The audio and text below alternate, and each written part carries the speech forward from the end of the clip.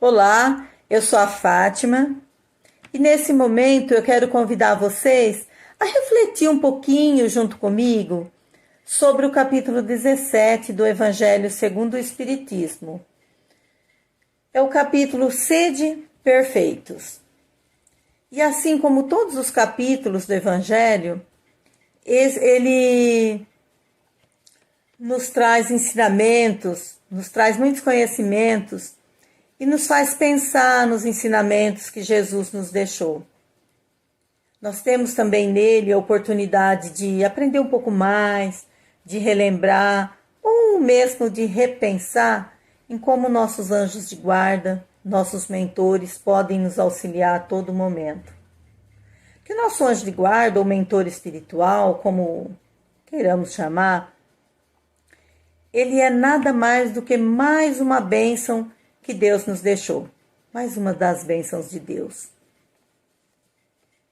E esse mentor, todas as vezes que nós precisamos de ajuda, nós podemos parar e conversar com ele. E como nós precisamos de ajuda todos os dias, nós devemos fazer isso todos os dias. Mas aí nós, às vezes nos momentos de angústias, de dificuldades, aquelas dificuldades que nós achamos que não tem fim, aqueles problemas que nós achamos que não tem solução, exatamente nesse momento nós ficamos tão angustiados que não conseguimos parar, respirar fundo e pedir a orientação do nosso mentor para resolver todos os nossos problemas. E nós achamos que a vida é corrida demais, que as coisas acontecem tudo muito rápido, as informações nos chegam a todo momento, nós buscamos mais informações e aí o tempo fica curto demais. E nós não paramos para reorganizar a nossa vida. Nós não paramos para retirar do nosso dia a dia as coisas que não nos trazem benefícios. Nós não paramos para retirar do nosso cotidiano as coisas que só nos trazem malefícios. Se pararmos um pouquinho e fizermos isso, o que vai acontecer? Vai nos sobrar tempo para tudo, para fazer tudo o que é importante, e vai nos sobrar tempo diariamente para parar, para conversar com alguém que pode fazer toda a diferença em nossa vida, que é o nosso mentor espiritual. Vocês já repararam quantas vezes nós não sabemos o que fazer e de repente aparece do nada, parece que é do nada, uma ideia na nossa cabeça, uma ideia maravilhosa? E essa ideia foi do nada? Ou foi a sementinha que o nosso mentor plantou na nossa cabeça? Temos que pensar nisso. E nesse capítulo também tem uma parábola muito bonita. Eu falei em semente, eu lembrei da parábola, que é a parábola do semeador. Ela é bastante conhecida, ela é muito bonita, e como Jesus costumava falar, deixar seus ensinamentos através de parábolas também, ele deixou essa parábola para nós. E eu vou tentar reproduzir essa parábola aqui para vocês, que ela é mais ou menos assim. Havia um semeador que saiu em busca de terra fértil com algumas sementes para semear. No meio do caminho, ele derrubou uma parte dessas sementes, que ficaram soltas lá. Os pássaros vieram e comeram todas essas sementes. Mas o semeador, que continuava caminhando, encontrou algumas pedras que ele teve que passar. E nessas pedras, ele também derrubou mais uma parte das sementes. E essas sementes conseguiram até germinar, mas elas não tinham profundidade suficiente para produzir raízes, para crescer um pouco mais, e ficaram frágeis. O sol veio e queimou, destruindo essas sementinhas.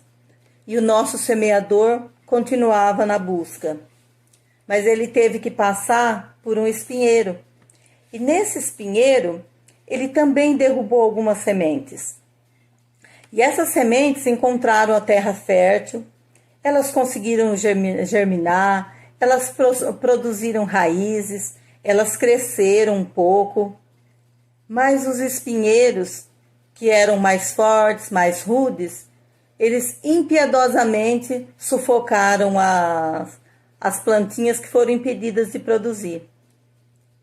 E o nosso semeador continuou e enfim chegou na terra fértil, semeou as sementes que restavam, e essas conseguiram germinar, conseguiram produzir raízes profundas, cresceram fortes, produziram muitos frutos, e esses frutos produziram outras sementes, e assim se perpetuaram. E nesse momento, nós já podemos pensar: o que são essas sementes? Essas sementes somos nós? Será que eu sou aquela sementinha que caiu no meio do caminho, que ficou desprezada lá e foi comida pelos pássaros? As aves vieram e comeram uma a uma? Eu sou uma delas? Porque eu sou aquela pessoa que ouço os ensinamentos de Jesus, mas não dou importância, ou nem eu não permito que esses ensinamentos entrem no meu coração? Será que eu sou uma daquelas sementes que caíram nas pedras e que o sol queimou, que qualquer coisa que aparece destrói? Eu ouço os ensinamentos de Jesus, eu até me alegro com eles, mas eu não crio raízes, porque basta passar por momentos de dificuldades que eu já esqueço tudo e passo a blasfemar. Eu duvido da existência de Deus, ou eu acho que Deus faz diferença entre seus filhos, que Deus não gosta de seus filhos da mesma forma.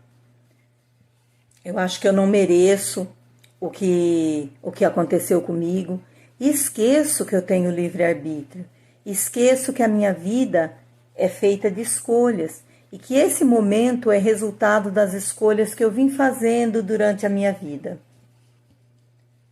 Ou eu sou uma das sementes que caiu no espinheiro, aquelas sementes que foi destruída, foi sufocada pelo espinheiro. Eu me preocupo muito com os bens materiais, que devem ser buscados, lógico. Os bens materiais são importantíssimos, são necessários na nossa vida, conhecimentos diversos, nós precisamos disso. Afinal, nós somos responsáveis pelo nosso sustento e pelo sustento da nossa família. Então, nós precisamos buscar os bens materiais, nós precisamos crescer, nós precisamos produzir. Mas nós precisamos também seguir os ensinamentos de Jesus. Isso é imprescindível e é mais importante do que a busca pelos bens materiais. Ou nós conseguimos ser as sementes que permaneceram com o semeador? E nós temos a oportunidade de usufruir da terra fértil, nós sabemos ouvir, nós conseguimos compreender, nós fazemos esforço para compreender. E nós vivenciamos isso, que é o mais importante. Nós propagamos os conhecimentos e temos a oportunidade de frutificar. Porque compreender os ensinamentos de Jesus é muito importante. Divulgar esses conhecimentos também é importantíssimo. Mas mais importante do que tudo é vivenciar esses ensinamentos. Porque se nós não vivenciamos os ensinamentos, nós temos poucas oportunidades de vencer e de frutificar. Na vida nossa, vocês já repararam que às vezes nós nos sentimos como cada uma dessas sementes? Às vezes nós nos sentimos como a sementinha sem nenhuma chance de lutar, que fomos comidas pelos pássaros. Outras vezes nós nos sentimos como a plantinha minúscula, que não aguenta o calor do sol, aquela plantinha que caiu lá nas pedras e se entrega. Outras vezes nós nos sentimos como uma planta já grande, forte, enraizada, mas impedidas de produzir porque nós nos acovardamos diante da agressividade do espinheiro, que é mais forte, mais rude que nós, e somos sufocados sem persistir. E às vezes nós nos sentimos como a semente que ficou na mão do semeador, porque nós conseguimos vivenciar os ensinamentos de Jesus. E lembramos que todos, independente de conhecimento, independente de poder aquisitivo, independente de cargos, independente do que está representando nessa terra, nós podemos ser cada uma das sementes das mãos do semeador, dependendo da situação que nós estamos vivenciando. Muitas vezes, no mesmo dia, nós nos sentimos cada uma dessa sementinha. E qual dessas sementes eu represento mais no decorrer dos meus dias? Qual semente eu quero representar realmente?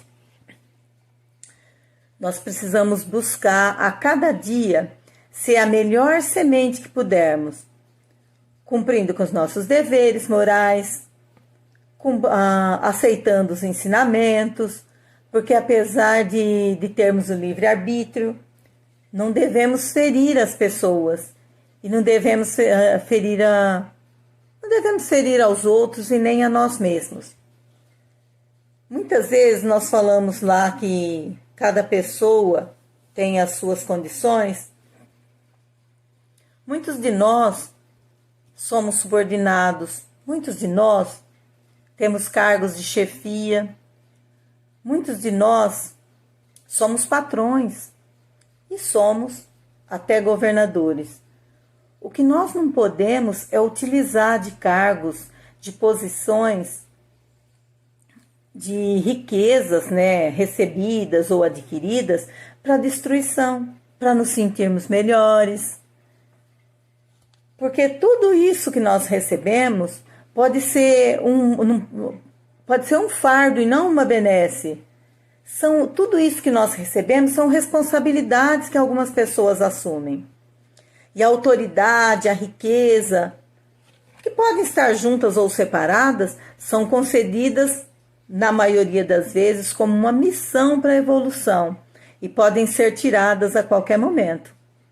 Assim como o nosso corpo pode ser tirado a qualquer momento com coisas que parecem tolas.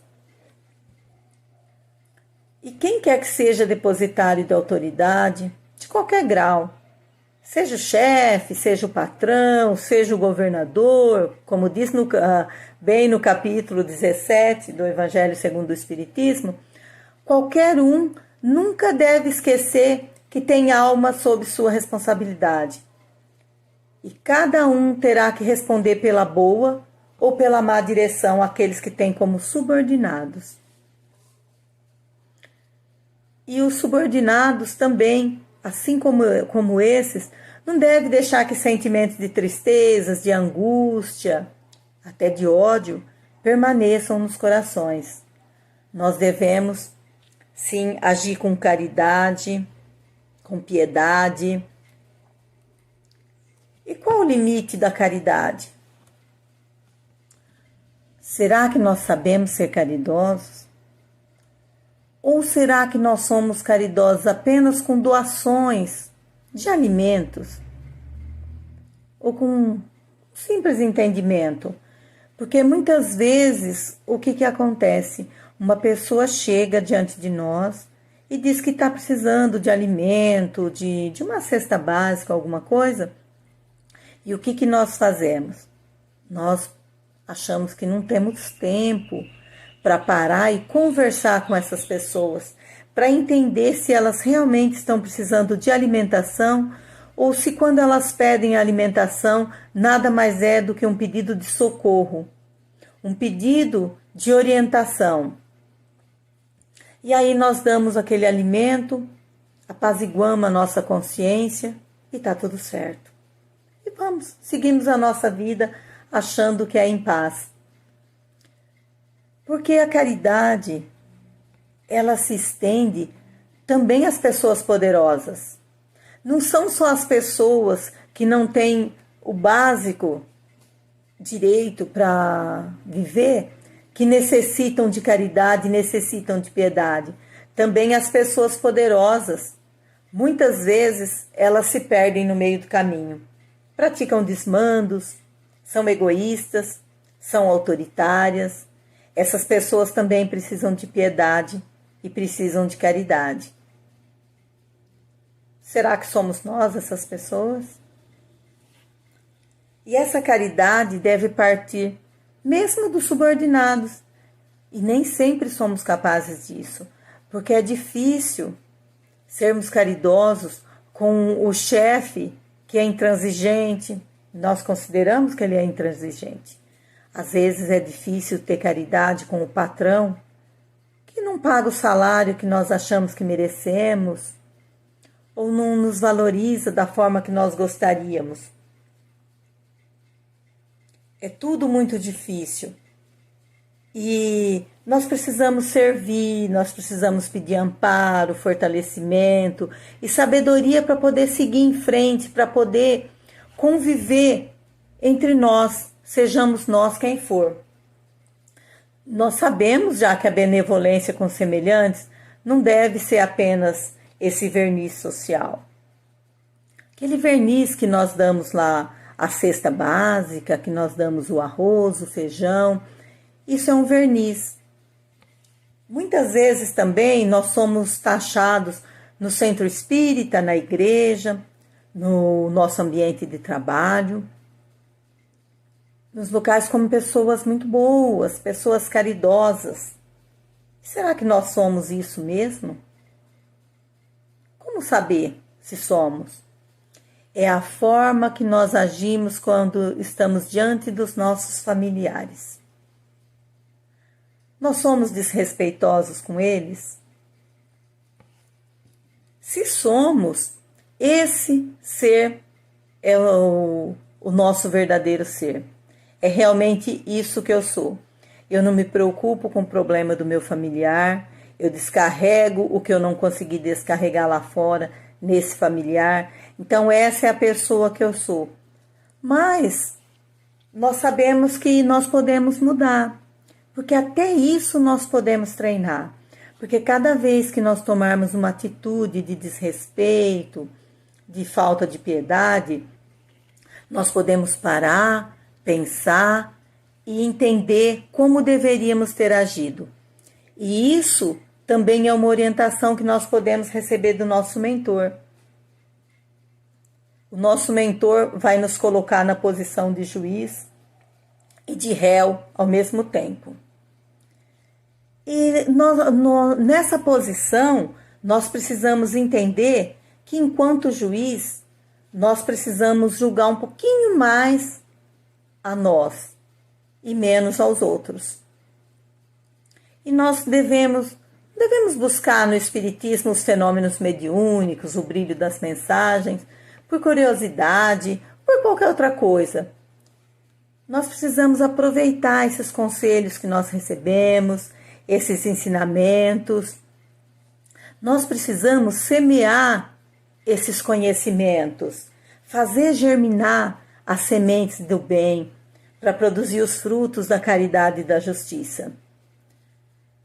Porque todos nós temos a oportunidade de fazer isso. Porque Deus nos fez iguais, em direitos, em deveres. E nós estamos sempre precisando melhorar. Porque nós estamos longe do ideal. E quem somos nós? Nós não somos nada mais do que uma obra grandiosa de Deus.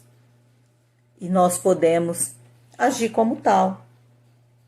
Então vamos, nesse momento, rogar a Jesus que nos conceda fortalecimento, amparo, paz, harmonia e sabedoria, para com isso fazermos as escolhas certas, para colhermos os frutos certos.